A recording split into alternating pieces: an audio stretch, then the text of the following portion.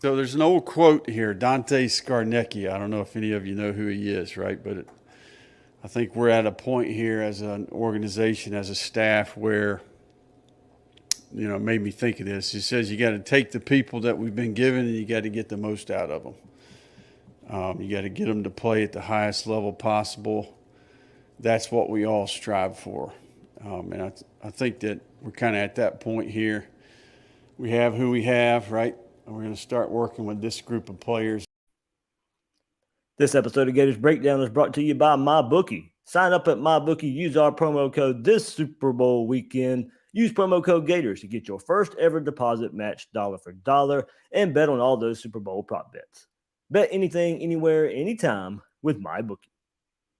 Want more Gators Breakdown? Join Gators Breakdown Plus. Starting at $3 a month. Get access to unique episodes, plus a blog, chat room, giveaways, shout-outs, and more. Gators Breakdown Plus is furthering the interaction with fans and listeners like you. Head to gatorsbreakdown.supportingcast.fm to join Gators Breakdown Plus today.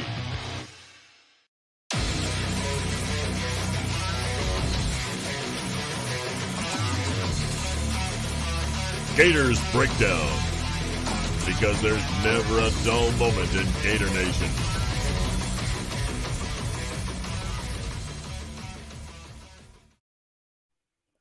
The Gators Breakdown podcast is ready to go. I'm your host, David Waters, and you can find me on Twitter at GatorDave_SEC.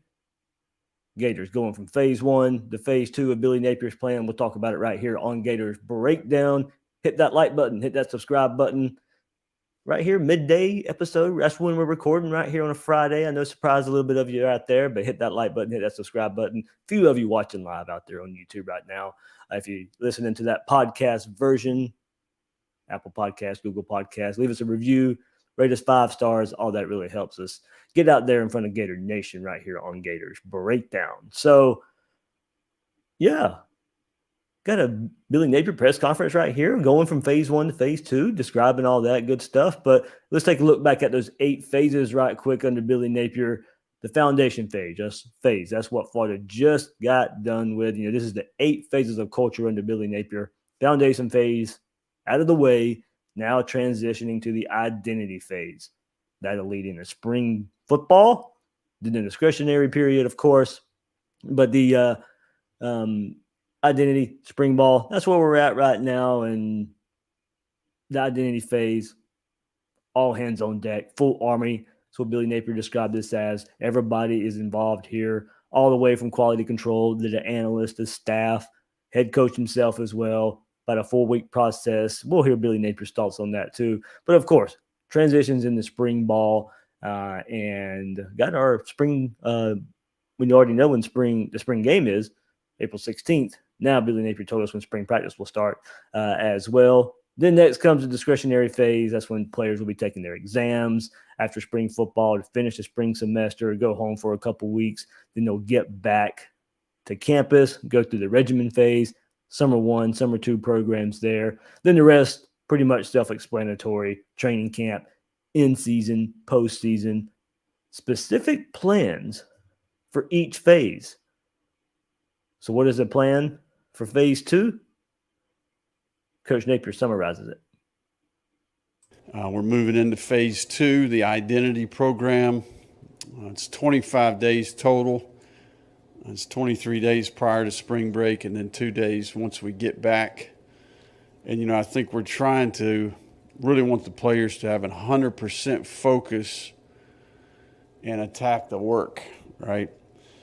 We kind of define this for the players, right? Identity is the qualities and beliefs that make a group different than other people.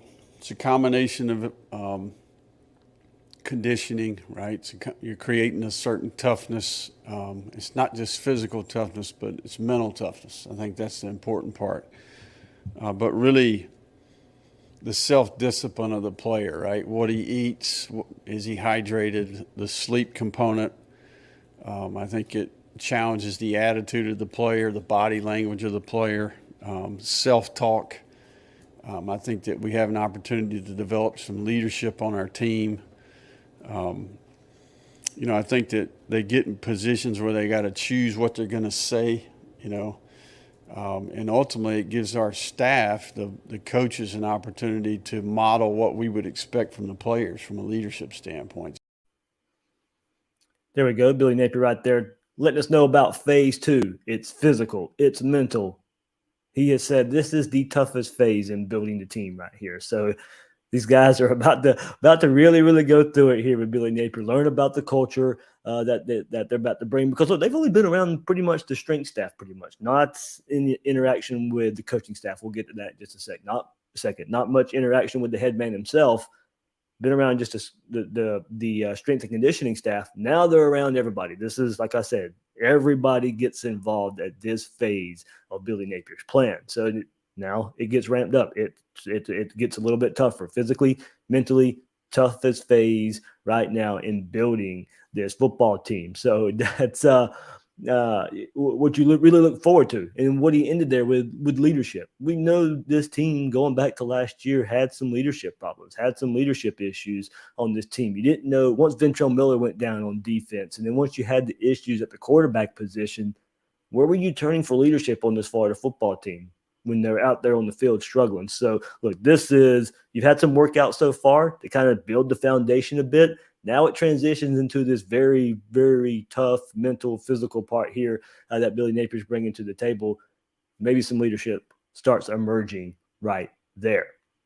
All right, so now we'll move on to the approach. What is the approach that they're going to be taking as they transition from phase 1 and get phase 2 started? We're trying to recreate the game. 1 rep equals 1 play. We don't necessarily want to have a survival approach, right? We want to try to we don't want to pace ourselves, right? We want to really, prepare ourselves to play our brand of football, and that's to play with, fanatical effort. Fanatical effort. I like that one.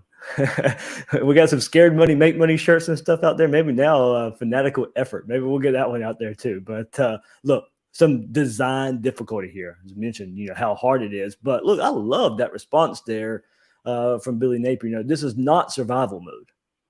I love hearing that. You go out there, you dictate. You don't be dictated out there. You control what happens when you're out there on the field. And that starts with kind of building this, foundation up right here in this tough physical, mentally and physically tough part of building the program. You control what happens on the field by playing your brand of football. How many times did we hear last season, especially on the offensive side of the ball? Well, the defense dictated what we were trying to do on offense. And yes, football and in certain situations of the game, they're dictated by numbers and how a team plays you. But there are times you just have to go play your brand of football. Go do what you want to do. Control the game how you want to control the game. Don't play into how the opponent wants you to play. If you need to line up versus a stack box and run, have the ability to do so. Be prepared to do that. If you're on defense, again, opponent wants to run the same run counterplay over and over again. No, you stop it. You don't let them dictate the game. You go out there and dictate it. You control the game. So put yourself in position to do what you want to do, play by play. And that's kind of the mental approach here, as you heard Billy Napier say right there. So, like I said, I kind of like that approach to this. Is just play by play. We're going to do what we want to do. We're this is not survival instinct. No, we're gonna control. We're gonna control this. So, I really like that approach there. So now, phase 2 comes preparation for the next stage. And one stage we're all really looking forward to because. Look, we've missed some spring football. We haven't really got to see our Gators. We got to see some videos last year. I haven't got to see them in person. We get the spring game this year. But what Florida's doing right now, starting today on this Friday, leads into the next phase for the Gators spring football. We're trying to build momentum towards spring practice. We'll start position meetings today, right? It's a part of it. Each one of these 15 days we'll have a position meeting. We'll start implementing some football into what we do. That's kind of part of that transition into spring practice, which will start March the 15th. There you go. March 15th. We got our day. Spring practice starts right there. So about a month before the spring football game, we get spring practice starting. Hopefully some of them will be open. Napier didn't say anything with that there. I wasn't able to make it to the press conference today, but I would probably have followed up and asked, hey, are any of these going to be open for us? With fans, for the media, we'd love to be there. So hopefully that we'll get some word on that. But here we go. Yeah, 15 sessions of this identity phase. And the big thing I took away from that, position meetings will be happening in all of them. As I said, there's been very, very little meetings, very, very little interaction with players and their position coaches, players and the coaching staff. Look, they're finally getting to football for the first time now. And, Billy Napier's, 70 days on the job or whatever, somewhere around that. So, and if you listen to the last Gators Breakdown episode and or the last Gator Collective Twitter Spaces event, I asked those guys. We had Trey Dean, we had Justin Shorter, we had Keon Zipper on about, what they know about their offense, what they know about their defense, how they'll fit in.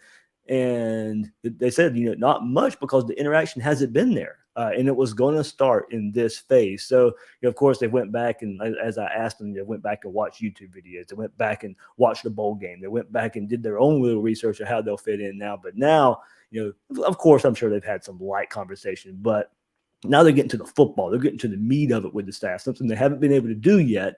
So, 4 days a week right now. And as Coach Napier said, to build a momentum for spring practice. And the first half of this phase right here, Billy Napier has said, and he said it on the Steve Russell show last week when he was talking to Steve Russell, that this is probably the most difficult and challenging thing we do in the entire year from a mental and physical toughness standpoint. Trying to create those intangibles, trying to create that leadership. It's going to be tough. It's going to be tough for those guys. Florida needs to create some leadership. We know that. There's some guys we can point to. As I mentioned, Ventrell Miller right there. You have on the offensive side of the ball, Justin Shorter, as we talked to the other night. Trey Dean on the defensive side of the ball. I mean, Brenton Cox on the defensive side of the ball. Some experienced guys that Florida's going to be able to now point to, go to. Now, some of those transfers, Osiris Torrance. I think he's going to have to be a leader along that offensive line, knowing this offense, knowing this culture, being able to spread it out among everybody else. So, I mean, I think you can pinpoint where some leaders are. Maybe some new ones will emerge, but this new culture will start building some new leaders as well. So Napier did say, they really work on the integrity of each player, the togetherness of the team, the effort, the discipline, the toughness. Create that identity. That's what they are doing in this phase, the identity phase. So there you go. There's your look from phase one, the foundation, to now phase two, the identity. Everybody knows what's ahead of them. But I'm glad now that we're starting now to, because of just the way college football is, the way the NCAA breaks it up now, starting to get to some football now. Safeties will know how they're going to be used. Wide receivers know how they're going to be used. The running game, every aspect of it. Now, these guys are going to start getting these football meetings and get to the football side of it. These workouts and all that. Look, Trey Dean said it the other night. I mean, this is, they're putting money in the bank right now. You go deposit it in the season. And that's what this part of the season is. You've got to put in the work now. And for Florida, a lot of work to bounce back from last year. Go from the depths of everything that happened last year, the bad season, the bad record, your head coach getting fired, your assistants getting fired, guys that you thought would be here your whole career. You got to go through that now. Florida's got this team's got a long way to go there, but build the foundation now. Hopefully everything takes place. And as Trey Dean said, build it all up right now, cash that check in the season. All right, one bit of news, and I think we all kind of figured this, but we wanted to hear it from Billy Napier himself. The defensive side of the ball. Who's going to be calling plays? Well, we know there's co-DCs, but it's going to be Patrick Toney calling the plays there. Spence there along the defensive line.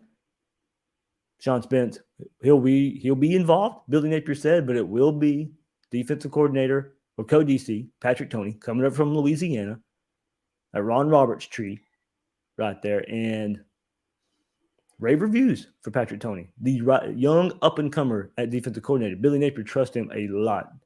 That's probably the first assistant he knew he was going to bring from Louisiana all the way to Florida.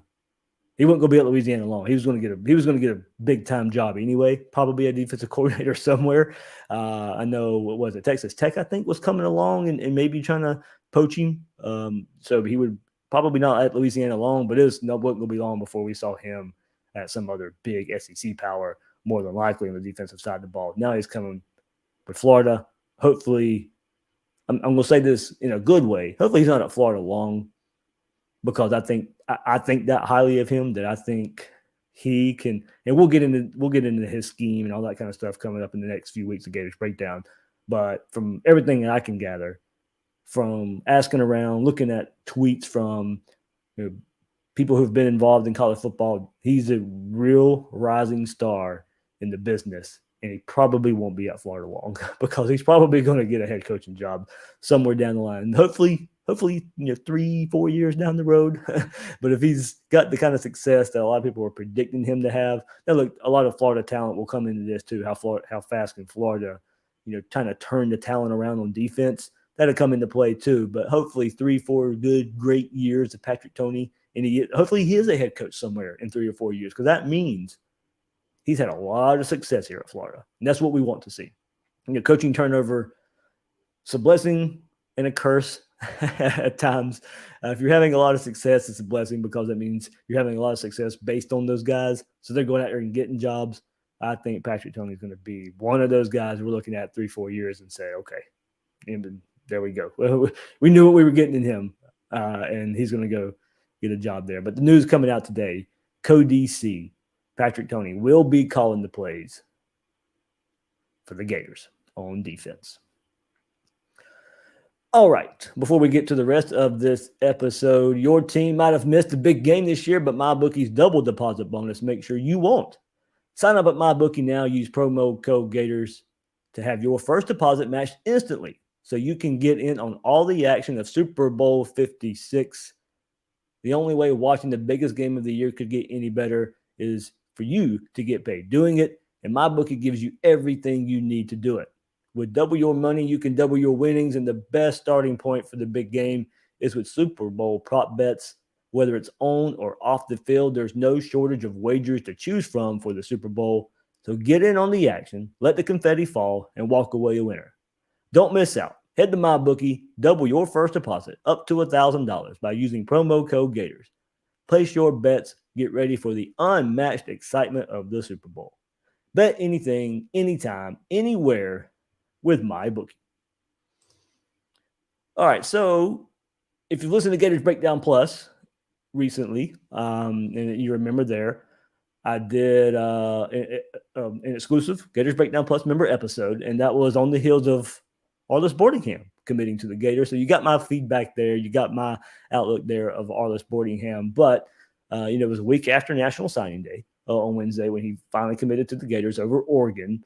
But Billy Napier was asked about Arliss today and what he brings to the table and what kind of player he can be for the Gators. Arliss is a unique athlete. If you watch the tape closely, he's really playing receiver. He's playing inside backer and outside backer. He was 6'3 1/4, 235 on the visit, and really has some growth potential. This is a track athlete, around 11,400 meters last year as a junior at that size. And certainly is, I think going to run even better than that this spring. So guys, he can go run the full route tree as a receiver when you watch the tape. And he has some play strength and physicality on defense. So I think my experience would say that those equate to a mismatch type of player that we'll be able to use in a lot of different ways on offense. So he's a very intelligent kid. His mom and dad are impressive people. Obviously dad's a track coach. Mom's very accomplished in her profession. So we were very fortunate to add Arliss to our team. There we go. Arliss Boardingham commits, signs with the Gators to round out this 2022 Gator recruiting class. As you see it right here on the 24/7 Sports Composite, he is a 3-star, rated at 492 overall, 31, the 31st ranked athlete. Also a 3-star on the On3 consensus, rated 542 there, 19th ranked athlete. They got him listed as a tight end, as you see on the graphic there, if you're watching the YouTube version. But as you just heard Billy Napier say, he can run every route tree. He can run every route in the route tree as a wide receiver. So he is going to be used in a multitude of ways. He's going to be moved around, creating some mismatches there, coming all the way from the West Coast. There from California. That relationship with Kerry Colbert pays off on the West Coast. And like I said, we know the outlook for moving forward in recruiting, going and getting those in-state guys, the top-ranked in-state guys. That'll be a big theme on Gators Breakdown next week. We'll take a look at that 2023 class. But to round out this 2022 class, Gators go out of state, go to California, get that one of those relationships paid off. One of those West Coast relationships paid off. Colbert out there recruiting Boardingham while he's out there at USC, but brings him in here. And, it's varied thoughts on Boardingham. If you look at the recruiting rankings, I believe it was 24/7 and ESPN who had him a 4-star, if I remember right. And then Rivals and maybe On3 had him as a 3-star. Either way, two of them had him a 4-star, two of them had him a 3-star. There's where you kind of get your up and down thoughts there of Arliss Boardingham. But him coming in as the Gators will round out that 2022 class as a mismatch right there for the Gators. All right, some other things I wanted to get into here on this episode of Gators Breakdown. See if I can get this graphic in here. I didn't bring it in, but ESPN and their SP Plus rankings was something I thought was pretty interesting. And then they looked up returning production. That was a big part of it. And that plays into ESPN's SP Plus rankings. So their SP Plus rankings, it brings together returning production, recent recruiting, and recent history. So they did a big feature on returning production. What are you bringing back for your team this year? And the Gators, for ESPN SP Plus, Bill Connolly does a really, really good job of that. I was pretty glad when ESPN got him. ESPN, for their college football coverage, their live football coverage, great, all that stuff. Everything outside of that sometimes pretty questionable. Their ESPN, when they got a hold of Bill Connolly, I was like, okay, good.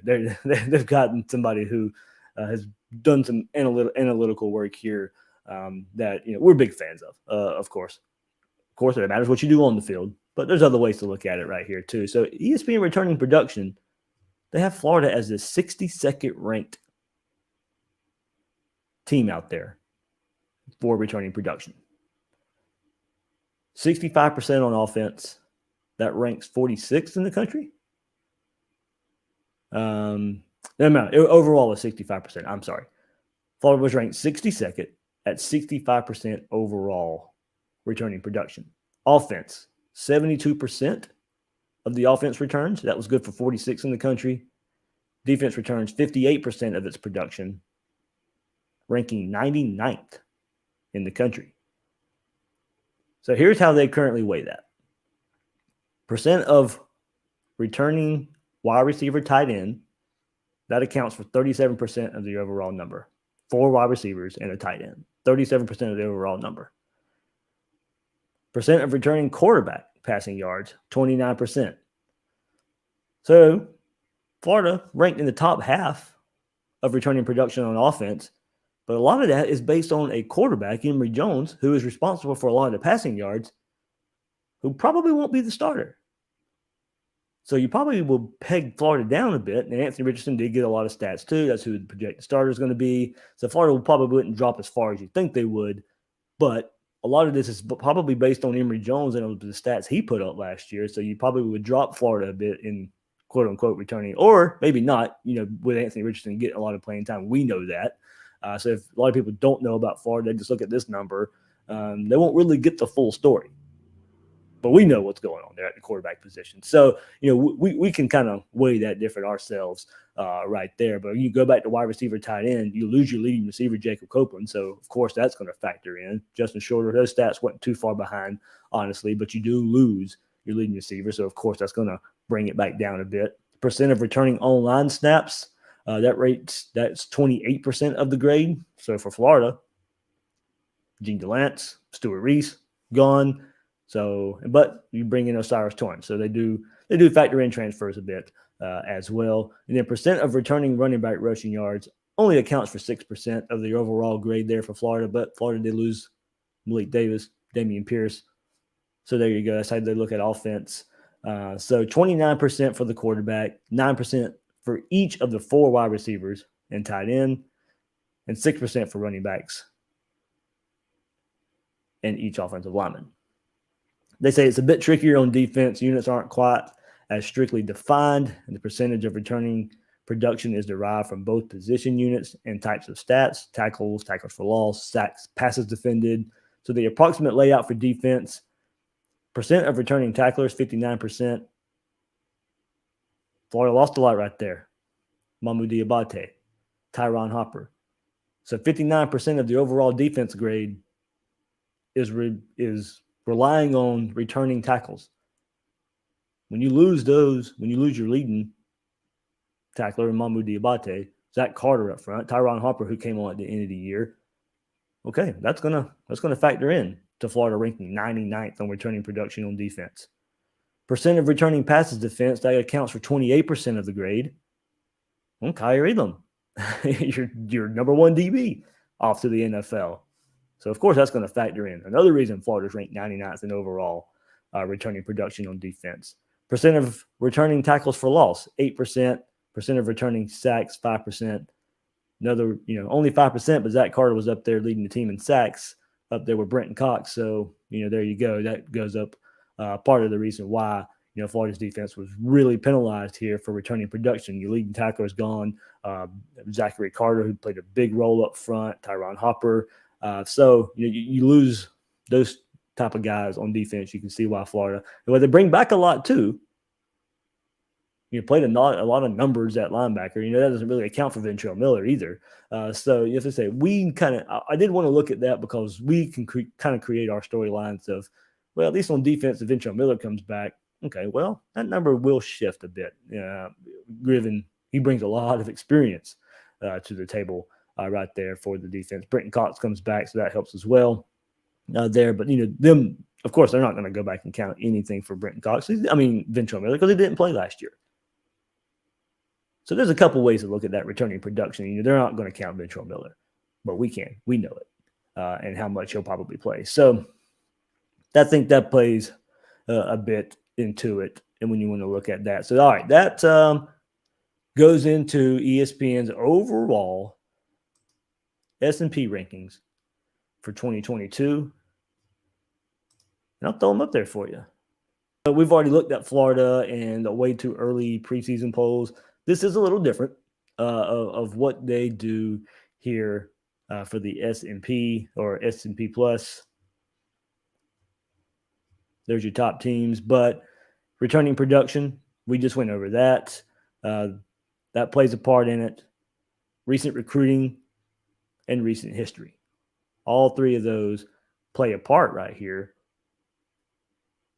in the S&P projections for 2022. So, reminder for the SP Plus is a tempo and opponent adjusted measure of college football efficiency. It is a predictive measure of the most sustainable and predictable aspects of football.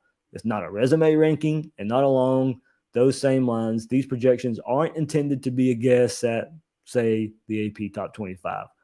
These are simply early off-season power rankings based on information we have been able to gather to date. So there you go. Florida at number 18. Number 18. That's about, as far as I said, we go back to the early rankings, way too early rankings that were put out right after the national championship game. Florida was only ranked in a poll or two at like 22nd and 25th. Well, right here, taking returning production, taking recent recruiting, taking recent history into account, ESPN SP Plus has Florida ranked 18th. Ohio State number 1, no surprise there with everything we saw on offense from that team last year, bringing a bunch of that back. Georgia number 2, the reason coming off of a national championship there. Alabama 3, Michigan 4, Clemson 5, Texas A&M 6, Oklahoma 7, Notre Dame 8. Probably the first surprise right here, Tennessee number 9. taken in, returning production, recent recruiting, recent history. All right. Returning production, I might give that to you, Hendon Hooker. Pretty good quarterback. Recent recruiting, okay, it's been okay, but not great for Tennessee. Recent history, okay, not really all that great either. I think you factor all three of those in. That's a little high for Tennessee there. So I think our first surprise when looking at that is Tennessee at 9. But there you go. I mean, Georgia, Texas A&M at 6, Tennessee at 9. There's 3 of Florida opponents right there in the top 10. Another surprise. Maybe Wisconsin a little high. Cincinnati with everything they lost, only dropping down to 11th. But Mississippi State, number 12. Woo, man, a lot of belief there in Mike Leach. But, I mean, returning production, okay. Recent recruiting, you won't write home about that. Recent history, okay there at Mississippi State as well. But there you go. Number 12, Mississippi State. Pittsburgh, Pickett gone, but still 13th right there. Florida's first opponent of the season, Utah, ranks 14th in this regard to SP+. So there you go. 4 of the top 14 Gator opponents right there. NC State number 15, Penn State 16, Michigan State 17, Florida 18, Minnesota 19, and Miami at 20. So there's your S&P or SP+. I think it used to be called S&P, or maybe I'm misremembering that. But SP+ is what they call it now there on ESPN. So interesting there how they measure all that. But you see a pretty good bit of Gator opponents right there. Kentucky came in at 21. Florida State was 24. So add 2 more just in the top 25. But it's kind of a power rating in a way, but not a predictable. It's not. It's a predictive measure, the most sustainable and predictable aspects of football. So there you go. There you go. I thought it was a just neat look. Kind of was one more, kind of taking the human element out of it for those way too early rankings. What do analytics say? And analytics pretty high on Florida, right there. So hopefully it plays out that way. Average SP+ rating by conference, the SEC was number 1. Big 10 was 2. ACC 3. Big 12 4. Pac-12 5. AAC 6. It's a pretty good little storyline right there to keep looking at. But there we go. Gators going from phase 1 to phase 2, getting closer to spring football. Have some actual football to talk about. But if you haven't done so yet, recent episodes of Gators Breakdown, there's a lot of content out there for you. Recent Gator Collective episode with the CEO, Eddie Rojas. You get to learn more about the Gator Collective out there, hear more from Trey Dean, Justin Shorter, Keon Zipperer for the Gator Collective Twitter Spaces. I gave a great preview of that. You can listen to the whole episode by becoming a Gator Collective member out there, of course. Remember, Bill Sykes was on earlier this week, taking a look at the Florida roster, recent recruiting trends, the oh-so-ugly look on offensive line, where Florida's definitely got to get better. So there we go.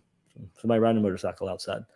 But, yeah, plenty. Gators Breakdown Plus as well as you get to see top targets for the 2023 class and my wish list based off of those targets. That's some of the questions I was asked right there on Gators Breakdown Plus to go over for the 2023 class. All right, that'll do it for this episode of Gators Breakdown. Everybody, thanks for joining me right here. However you consume Gators Breakdown, either live on YouTube, hit that like button, hit that subscribe button. Even if it's not live, hit that like button, hit that subscribe button. It really helps us out. Or out there on the podcast version. Everybody, thanks for checking out this episode of Gators Breakdown.